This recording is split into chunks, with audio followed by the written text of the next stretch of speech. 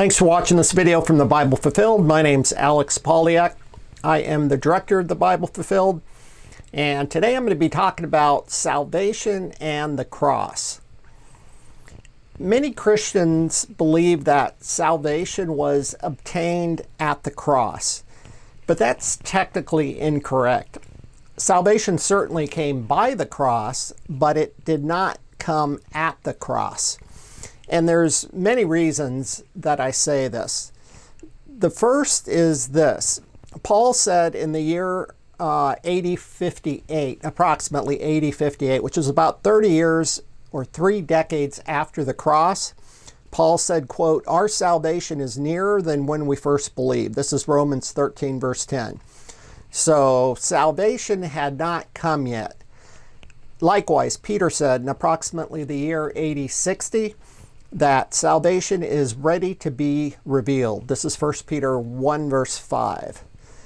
So these kind of passages show that salvation had not yet fully come. Now, there are passages that say salvation had come already prior to these passages that I just read.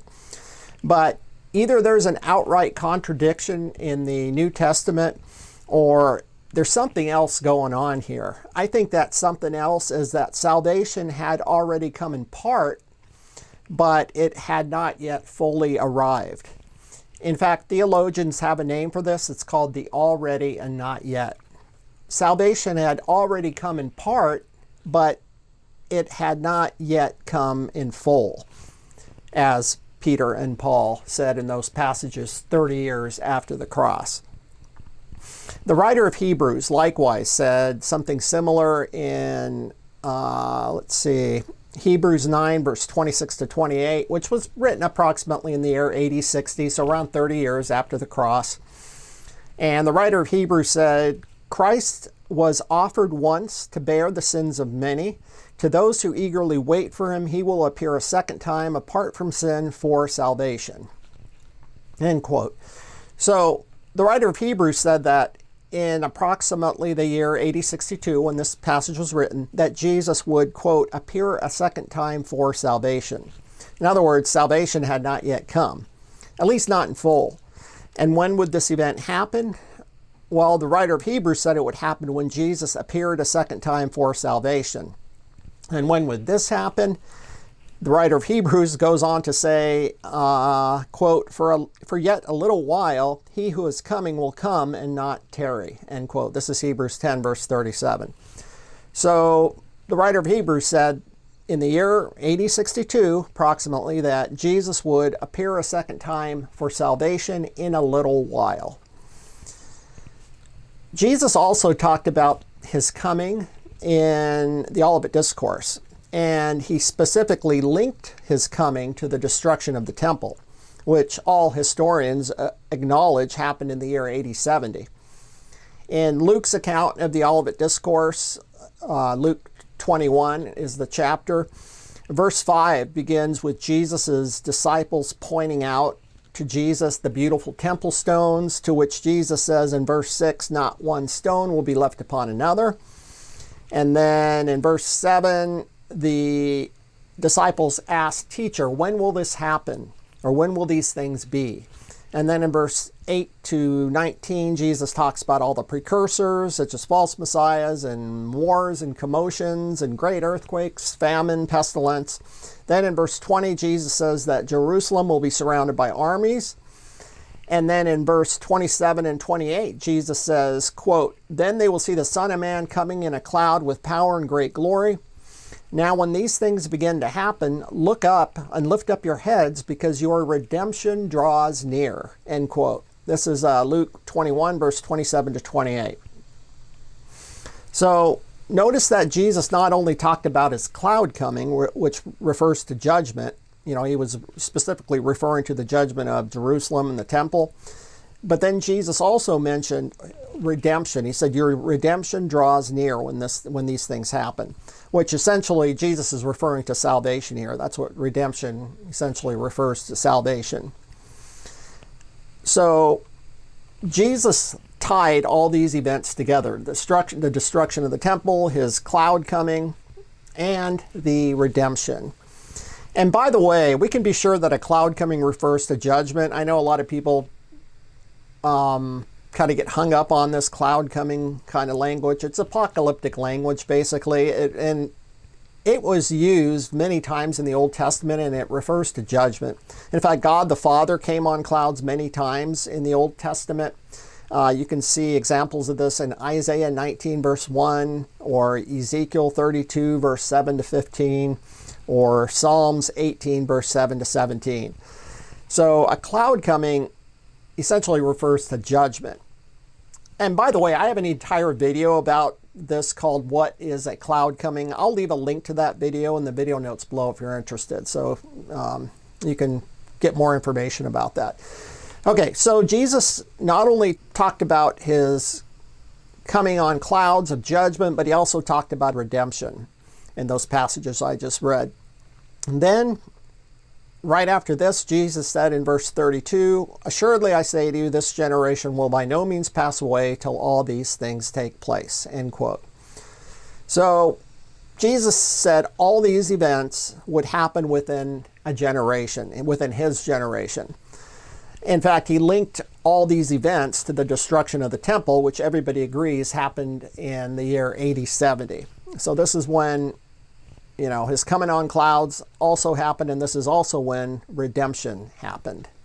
In full, that is. And this is when salvation came in full. So while salvation came by the cross, it did not come at the cross. The atonement was actually completed in AD 70, the year AD 70, when the temple fell. This is when the Old Covenant ministration of death, as it's called in 2 Corinthians 3, verse 7, ended, and the New Covenant ministration of life began in fullness. And by the way, the reason why the Old Covenant is called the ministration of death in 2 Corinthians 3, verse 7, is because the Old Covenant could not take away sin. The Old Covenant, or the law, could only condemn. That's why it had to be replaced with the better New Covenant that could bring salvation. In other words, the New Covenant could restore man's broken relationship with God. And the New Covenant officially began in earnest in AD 70 when, the temple fell. Here's further evidence of this, by the way. The writer of Hebrews said in approximately the year AD 63, quote, "In that he says," and by the way, he here is God, so in that God says a new covenant, he has made the first covenant obsolete. Now it is becoming obsolete and growing old, is ready to vanish away. This is Hebrews 8, verse 13.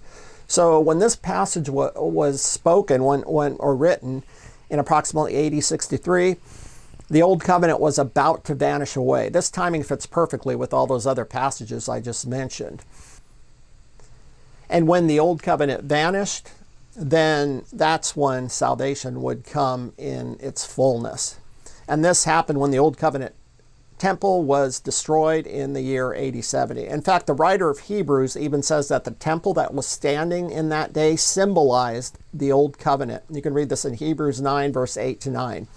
So when that temple was destroyed, it meant the Old Covenant age had officially ended and the New Covenant age had officially began, in fullness. And this is all linked to the destruction of the temple.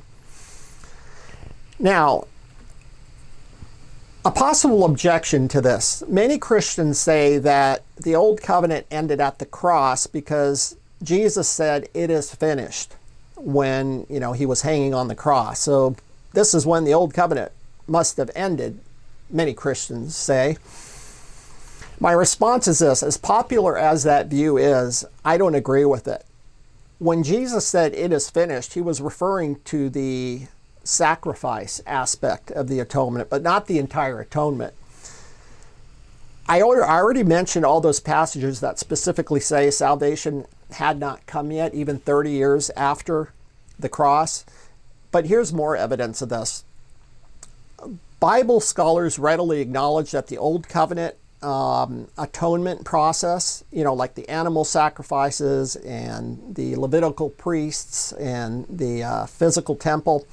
The Old Covenant atonement process was a type or a shadow of the New Covenant atonement process. Yet under the Old Covenant system, the atonement was not complete when the animal was sacrificed. There was still more that needed to be done.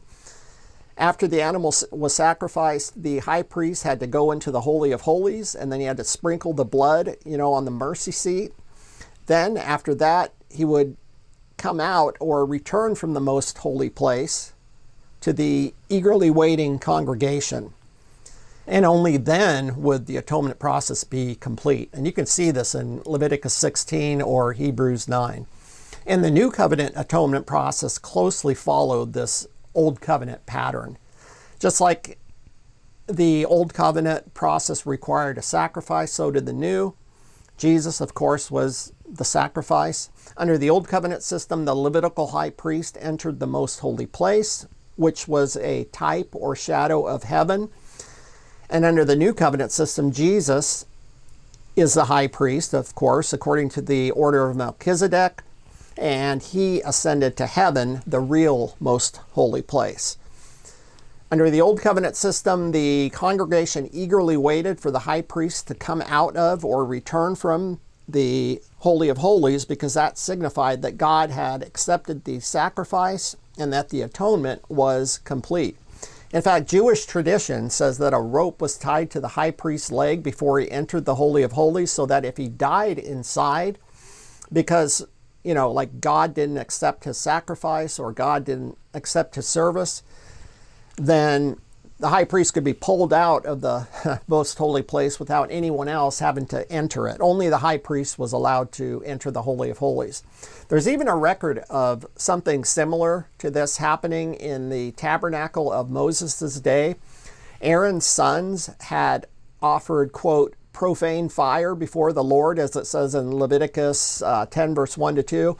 So a fire went out from the Lord and devoured them. So due to this kind of risk, a rope was tied to the high priest's leg before he entered the most holy place so that he could be pulled out if something like this happened again. So the time inside the Holy of Holies was a fearful time for Israel, and they eagerly waited for the high priest to come out of or return from the most holy place, because that indicated that God had accepted the sacrifice and that the atonement was complete. It was the same under the New Covenant system too. Jesus ascended to heaven, the real most holy place, and the disciples eagerly waited for Jesus to return, because that would indicate that God had accepted his sacrifice of himself and that the atonement was complete. As the writer of Hebrews said in Hebrews 9, verse 28, to those who eagerly wait for him, he will appear a second time, apart from sin, for salvation. So the similarities between the Old Covenant atonement process and the New Covenant atonement process are undeniable. The Old served as a pattern for the New. The Old Covenant atonement was a type or a shadow, and the New Covenant atonement was the reality or the antitype. But under the Old Covenant, the atonement was not complete at the sacrifice, so it could not have been in Jesus' case either.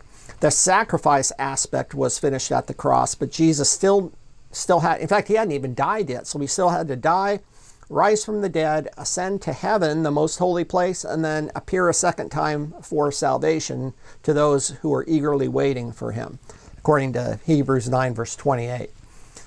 So salvation came in its fullness in AD 70, when the temple was destroyed, not the cross.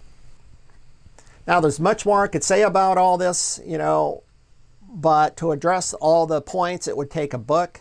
But as it just happens, I have written a book on these topics. It's called The End is Here, How the New Testament's Prophecies Were Fulfilled. So if you're interested, you can get it on Amazon. You could also go to my website, 𝗔𝗵𝗲.com. I have a bunch of free articles and videos there, so you can check that out too if you're interested. Okay, so that is it for today. Thanks for watching this video. If you liked it, please do me a huge favor, hit the like button. Also, if you want to be notified of new videos, hit the subscribe button. Okay, so thanks again for watching. Have a great week, and I will see you next time.